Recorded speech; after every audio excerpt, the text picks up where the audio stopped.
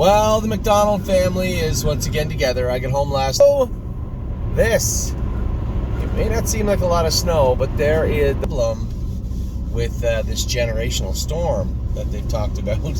The problem with the meatiest part of the storm is that it poured rain all last night. Now, I can tell you, Ontario is ready because the roads they have slush on them, but they're not very slippery, so they had a lot of salt down. So calcium, whatever the hell they put down, I'm not sure. So a good job by them. I hope wherever you guys are, you're safe. And if you have any, obviously, if you're not in a great area or not in an area that you trust roadworthy wise, just stay at home. Just take the day off. It's Christmas. Everybody should be happy and healthy anyway. I stopped on the way home last night ahead of the storm at the mall in Burlington. Did a little shopping. Got a little Starbucks. Walked around the mall. Everybody, it's funny. See, there's two groups of people. The people that truly enjoy just chilling, just walking around the mall and shopping at Christmas, and then the people that just want to get in there and get out and get their shopping done. I saw people just storming down the alleyways of the mall. And it's like, oh, excuse me. And then the other people like me are just sipping on a drink, looking at stuff. And I am one person, as you know. There's another person in our family that may be the other. But either way, it is Christmas. It's oh, quit your whining. You'll be fine. We had a few gifts to get done today, so we're gonna traverse our way out into the mall's 8 minutes north of our house, so it's not a big deal. We're gonna go up to the mall for a bit. The kids have some shopping to get done, and Amy has one or two things. Got to get some food, as my brothers are coming over on New Year's Eve, and then Amy's family is coming over on Christmas, I believe. Whenen's coming over? They're coming tomorrow. Your cousin? Yeah. Oh, that's good. Tomorrow. Oh, well, good. We better get some stuff for them to eat then, right? Yeah. Anyway, it is a snowy but a nice day here in Ontario, and we're on our way to get papers stamped. So many of you don't know this process, but to move a horse from Canada to the US or vice versa, you have to have a negative Coggins test, which we have. Then you have to get international health papers filled out by your veterinarian, which we have. And then you have to go to the federal, I guess it must be the FDA. Must be.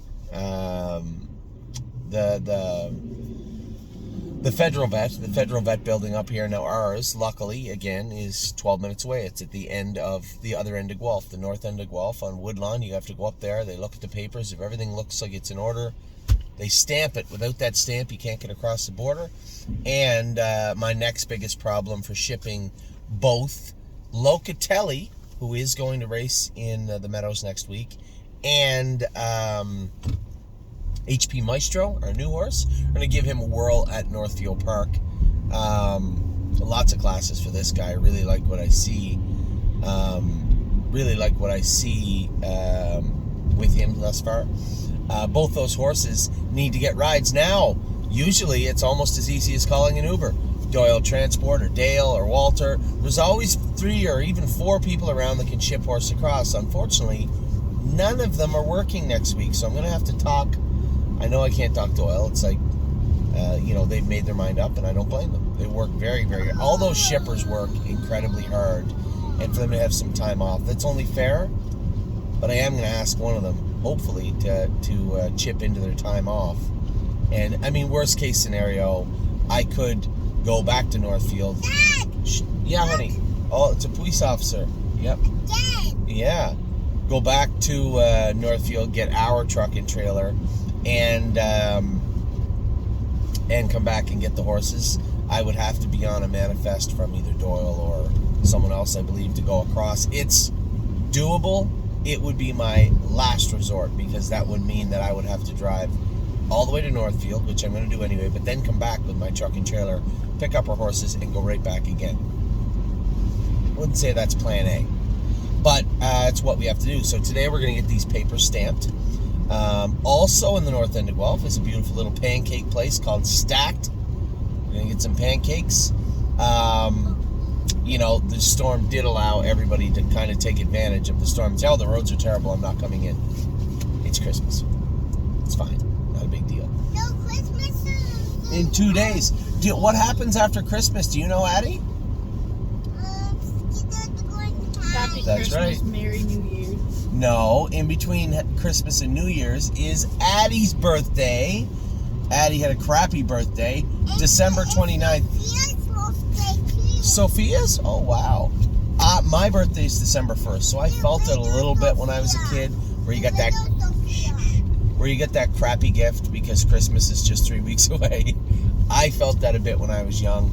Unfortunately, she's going to get it the rest of her life, where she is 4 days after Christmas. So we get Christmas, Addie's birthday, and then we have New Year. For all of you that sent cards, I've been opening them nonstop, and I haven't messaged everybody back yet. I'm going to try to do my best to get those out. It's almost like, don't send me a card, because then I have to respond. I try to respond to everybody every day. And for those of you who sent me gifts, you certainly do not have to do that.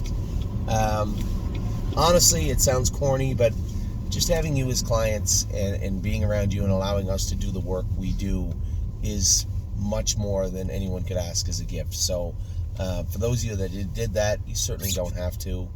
I have like 1 million Starbucks cards now, so I must be a shareholder. By now I must be a shareholder in Starbucks. So, we raced horses. I was going to start by doing the video. You guys have been waiting for the big announcement. I'm going to change. I'm going to do that in another video, the next video, and I'll tell you why in the next video also. So last night we raced. Sailor was the winner of the day. Was a winner. Looked better. I want to see how he does. Can he be versatile? Can he win from off the pace in Ohio? Those were some cheaper horses that he just beat up on. What he did prove is that he has plenty of worth left in him. You could put him in a claimer if you had to race him like that all the time, which I don't think you do have to. Hey, Eddie Bear. Okay, hi. Oh, you're saying hi to them? Hi. Say Merry Christmas. Merry Christmas. I did not know sand could be stretchy.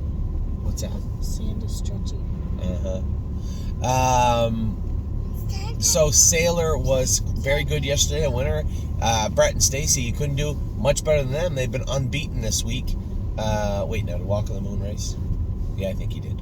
The other three have been unbeaten. And look, Patrick the Piranha's race is canceled for today. The only racetrack in North America I haven't heard of canceling yet is Mohawk. Hopefully they get raced.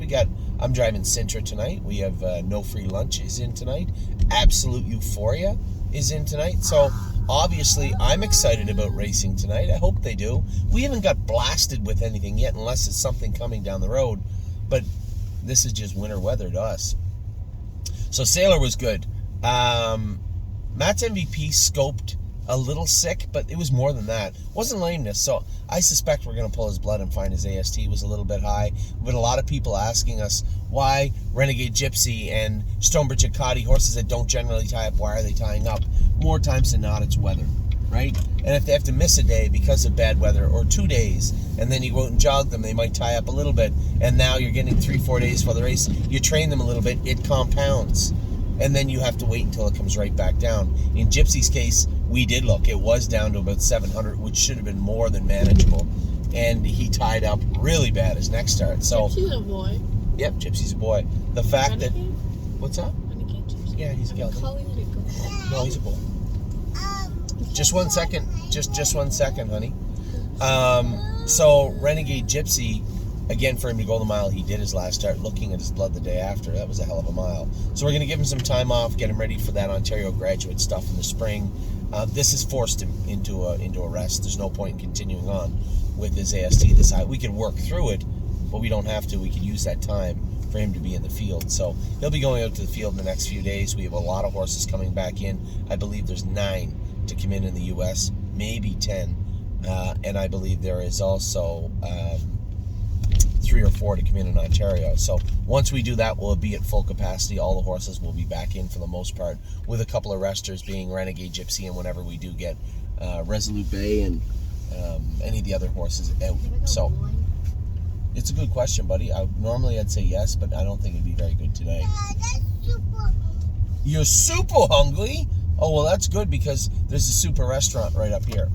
So, Sailor, Matt's MVP, scoped a little sick. I suspect we're going to find something in his blood. It was a poor race. In fact, so poor that there was definitely something wrong. But it wasn't lameness. I know the girl said he was fine after the race, blowing a little bit, which would lead me to believe he did tie up. We're going to take a look. If he did, in fact, tie up, we'll see how bad, and we'll treat him and move forward.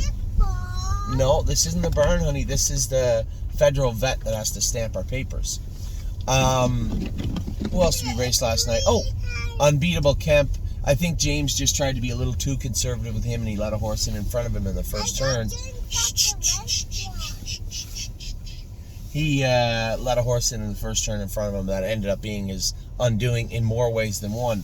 The horse came out in front of him, stalled his cover, and then moved over to let Bob McClure through, who won the race. So, not the end of the world. You know, the horse race good. You guys, I walked into the track. I was there when he raced last night. I just got there in time to watch the race, and it was pouring rain and just the most miserable kind of weather you could ever imagine. So, Unbeatable Kemp finished up pretty good, mile and 55 flat on a rotten night. Not upset with him at all. And then, of course, Macho Martini was flat yesterday. Addie, he did scope with quite a bit of mucus in his throat. Adeline, quite a bit of mucus in his throat. And, but the SAA test that we talked about yesterday, it came back negative, a 1, which is nothing. So it's just a matter of treating that mucus up, getting it out of there, drying up his throat, and I think we'll have a much better result, and finding him a good class to race in. That was a tough trip yesterday, 54-4 in the mud. And Macho Martini's a decent horse. I would like to find him a consistent class. We'll see if we can do that in the new year. But for the most part, yesterday, a little lackluster, especially considering the day before we went unbeaten. But that's racing. Today's a new day. Good. Hey, stop it, Addie. Good luck to every. I said stop it to you. I said stop it to you. Hey, get your boot off my seat, please. You're going to make a mess. Thank you. I'm going to run in real quick and get this done, guys. I'll be right back. So with that, I'm going to let you guys also go. I'm going to do another video and give you guys a big reveal about what the big update is. It's going to be real cool. So make sure you don't miss that video. As I said, hopefully we get raced today. Absolute euphoria, cincher, no free lunch. It's Christmas, everybody. Regardless of the weather, of what's going on, or where you're at, everybody have a Merry Christmas, because it is the best time of year.